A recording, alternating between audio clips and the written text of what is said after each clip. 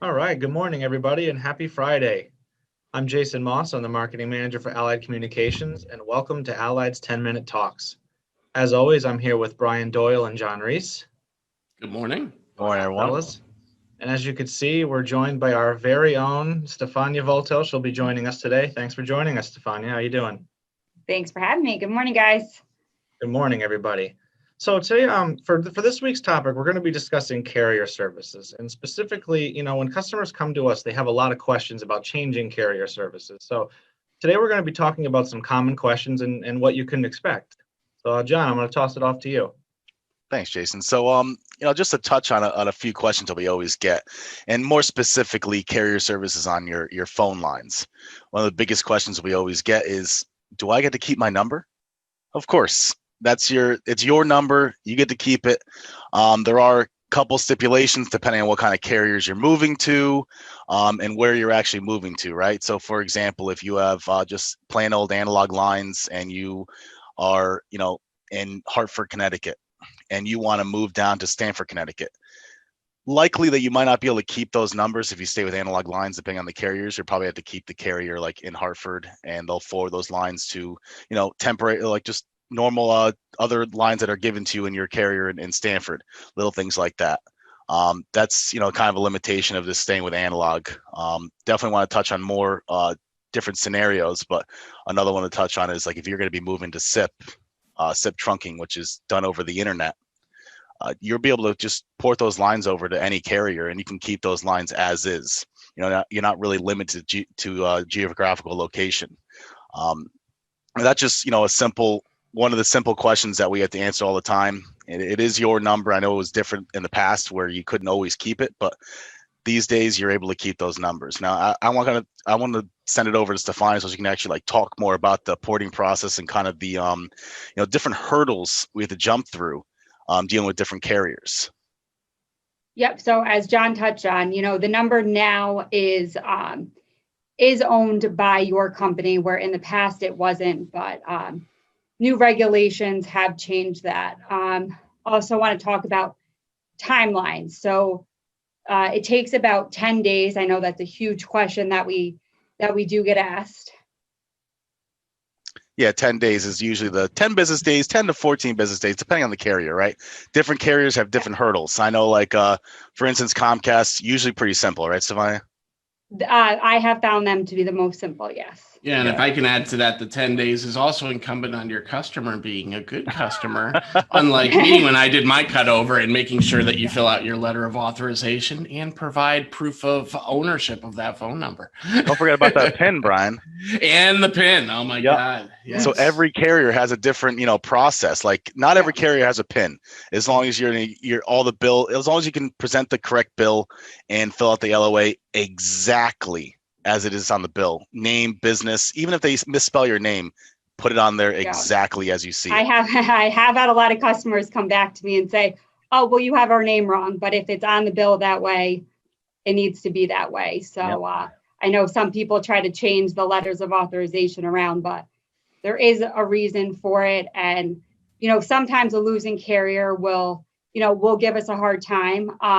Another big thing that we always like to tell customers is do not make any changes in the process, because that is a huge issue that we run into is orders already being placed. And then that just prolongs the process even further. So we want to make sure that, as a customer, if you are moving your phone lines, you're not calling into your losing carrier and making any sort of changes to your account in the process. Because would these changes be things like adding lines, subtracting lines, changing billing, any of that kind of stuff? Any simple thing, even if they call in or some people will want to call in early and say, oh, well, I'm canceling my lines. They have to wait until the new carrier, whatever carrier that may be, has their numbers before they call into their losing carrier and place that cancellation order. Yeah, everyone's always eager to get rid of the old bills, right? Or even we're stuck in an old Comcast internet connection. They're eager to like up that speed. Well, just wait. Let's port then a week after, usually around a week after, we can call, Mhm. we can change those services. And like when you're dealing with other carriers too, say for instance, like Cox, they have a hard time with forwarding. So sometimes a customer may be in a pinch and need to move to a new system rather quickly. Even adding forwarding to a line would be in order. You would think forwarding would be a simple, hey, can I just forward my number? Nope, not that easy. So we don't we work directly with the carriers to make sure that we present the LOAs correctly and give the expectations to the customer, because we have that experience where if you want to go directly to carrier, you'll be a lot of back and forth, right?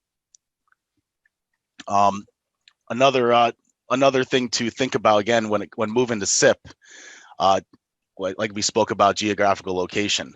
Now, that's meaning anywhere in the United States that a SIP carrier can present your phone lines to. So if you have an office in Florida, an office in Texas, an office in Connecticut, you're able to keep all those numbers on one carrier if you're moving the SIP. Now that isn't possible with like a PRI or analog phone lines from your local carrier. At that point, you have to have a carrier in all different states just to forward those lines to a specific PBX at one location, depending on how you're set up today. Yeah, really any of the unified communications has a lot more flexibility. If you're moving, to a hosted platform, you definitely have the flexibility of, having multiple locations, keeping your bills all consolidated. So. Another cool thing I actually learned about recently is with UCaaS providers, SMS is becoming a new popular feature, right? But there's other providers, for instance, like ZipWhip, right? They provide just SMS service where that number can be that number can live in both carriers. Like say you're with Comcast and you want to have your SMS enabled number, your main number with ZipWhip. That number can live in both carriers. Surprisingly, I just learned about that pretty recently, which it seems odd, but it works. Yeah. ZipWhip. Yeah. have you heard of them? Interesting name. Yeah. But yeah, more and more carriers are coming up with more and more features, and sometimes we can even move cell phone numbers to local landlines or UCaaS providers. It's there's a lot more flexibility these days in changing carriers and getting those features that are needed. It's just a matter of again, we were talking about just making sure you have everything in line. We want to present the expectations so exactly what's going to be happening over the next 2 weeks or so, and to be 100% ready for those ports. Anything else to add, Steffania? Yeah, another thing I want to touch on too, depending on the carrier, the losing carrier, everyone's phone bills are laid out different. So we always need that phone bill to have all of the numbers that are going to be ported. So that is also an important point. Otherwise, you'll have to reach out to the losing carrier to get a customer service record that spells out all of those phone numbers that they're billing you for. Yep, that CSR term, right? And they have to give you those numbers. I mean, I've even seen people go on their portal and just kind of take screenshots of the numbers too. That works. Exactly. Anything that gives them proof that, hey, I own these numbers. This is my portal. This is what I own. This is my carrier. It's pretty simple. It's just a matter of having all information in front of you. Exactly. The more information, the better, because it's less that losing carrier can try to hold you for. Exactly. All right, I think that's about it, guys. Yeah, I think we're closing out. I just have one final quick question. What would you guys say quickly is a top concern, the biggest concern that somebody has when changing carrier services? I definitely say, do I get to keep my number? I don't know. I would also say that concerns about downtime are pretty big too. True. Absolutely. Downtime is definitely big, and it really depends on your vendor who's setting up your new system to bring those expectations into sight. No, I'd actually say it depends on the vendor, how the vendor plans, like you guys. Exactly. It's all about planning. Yeah. Yeah. All right. Well, thanks, guys. Thank you for everybody listening. If you have any questions about changing carrier services or something that you've been kind of thinking of, you can reach us at www.alliedphone.com. You can shoot us an email through sales@alliedphone.com, and we'll be happy to answer any questions that you have. So thank you, guys. Thanks, guys. Have a great weekend. Guys. All right. Take care, guys.